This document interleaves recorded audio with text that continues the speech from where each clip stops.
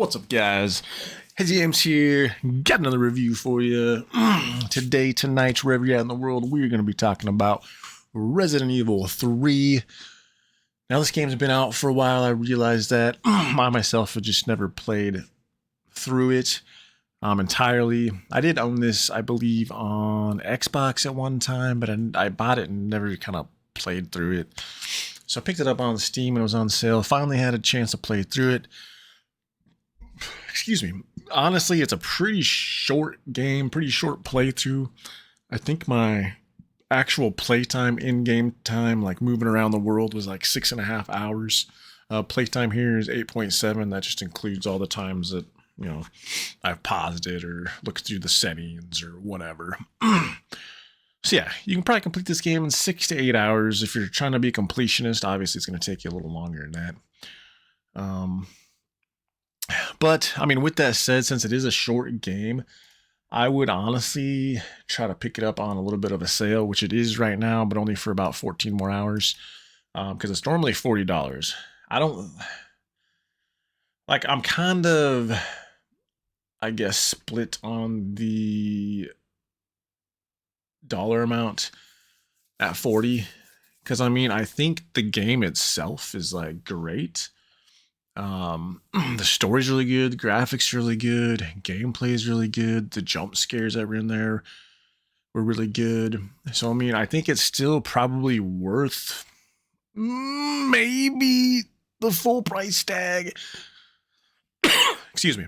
But get this game on a sale. It goes on sale quite a bit. You can also look for like this version right here when it goes on sale, and you can get 2 and 3. So yeah, get it on a sale if you can. $10 is like perfect, honestly, in my opinion. But anyways, let's get to the review. I'm just gonna have some background gameplay here going on. So, guys, graphics. I think graphics are pretty solid. Everything looks really good. Guns look really good. Character models look really good. Zombies look really good. Monsters look really good. Nemesis monsters look really good. Like everything to me was pretty much like knocked out of the park graphically. I think they really captured the zombie apocalypse like feel and environment and really got you immersed into that world. It's definitely not, it's definitely not a game that I'm just running down hallways. Of course, there are instances where I'm running through hallways if I have the area cleared, obviously, from enemies and zombies and monsters. then I know, like, okay, I'm pretty clear. I can probably run here and there if I need to.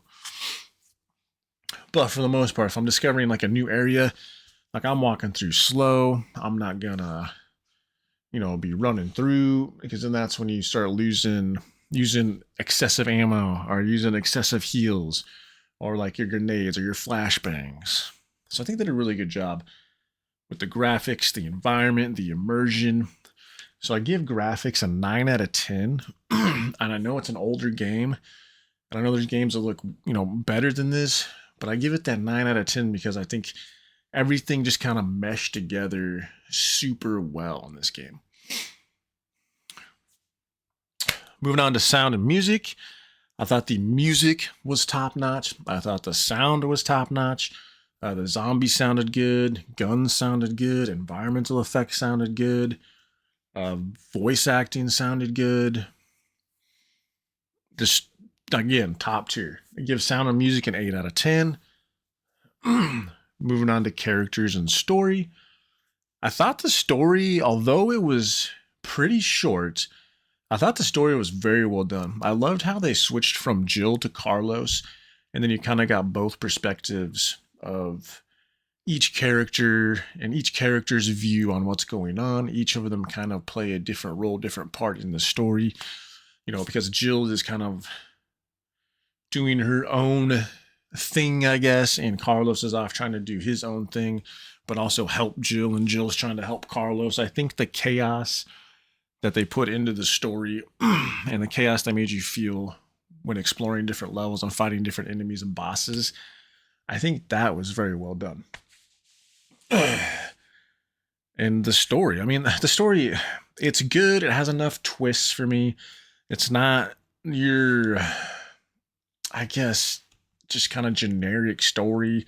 It is, but it isn't. I don't know. The story really, I thought it was good. It's like a simple concept, but it all meshed and gelled really well together. Which, I don't really feel that in a lot of modern games, but to be honest, I haven't played a lot of modern games this year in 2024, at least like new releases. But we'll talk about that when I do my Game of the Year video, why I haven't, picked up certain AAA titles or played a lot of games in 2024. Again, I'm off on a tangent. Gameplay, another place where this game really shines. I thought the gameplay was very well done. Thought the way you had to be cautious with zombies was very well done. Like say you put a couple headshots into a zombie, he goes to the floor, you're like, he's probably good. You go to walk past him though, and he grabs onto your foot and starts eating your foot. Then you take damage. So what I started doing was they go to the floor, and if I had like my AR out, then I would take out my pistol and put a couple into his head to make sure he died. And eventually you kind of figure out the motion they make when they're actually dead and can't come back to life. And then also throwing in the like special monsters, the lickers, and I can't remember what the big like brutes that were chasing Carlos around a lot were called, but those are really good enemies. Kind of, I guess, think of those as like mini bosses or elites. But I thought they were good. They were hard. But I don't think anything was too difficult in this game. Granted, I only played on standard difficulty. I know if you go up to like hardcore, things are obviously quite a bit different. But if you're just playing this casually to play through the story, like I think everybody should be able to get through this game. Yes, there are a few fights and encounters that are pretty difficult, but I think it's justified in where they're at. And on the flip side, there's also fights that seemed very important that honestly weren't very hard, if that makes sense. But overall, gameplay was great. Enemies are good to fight. Felt good to fucking blow up some zombies, shoot some zombies in the head, kill some lickers, kill Nemesis, fight Nemesis, so a bunch of different like arenas and ways to get them down and kill them. And it was good, man. It was good. I really liked the gameplay a lot. And, I don't play through a lot of these games very much. But honestly, this is one game where it's only like 6-7 hour game, right? So, maybe I'll play through. I doubt it though. There's so many games I don't want to get to and play. Gameplay 8 out of 10. Bugs and cons, 0 issues, guys. Game ran flawlessly. I played in 1440p. No issues, no bugs, no stuttering, no nothing, man. Just perfect, flawless gameplay. But I mean, with that said, that's kind of the end of the review here. But I'll probably put this game on the shelf, move on to another game. I'm actually playing through Bulletstorm Full Clip Edition right now. Having quite a bit of fun with that. I'm through like the first 2 or 3 levels. So that'll be my next review. I know that game's also an older game, but as you can kind of see the theme here, I play whatever. I play games I haven't played before, new games, old games, games somewhere in between, and then I put a review out about them, because why not? Like, I experienced the game. I want to give you my opinion of the game. Might not agree with my opinion, but you're not going to agree with everybody, right? If you've played Resident Evil 2, let me know what you think down in the comments.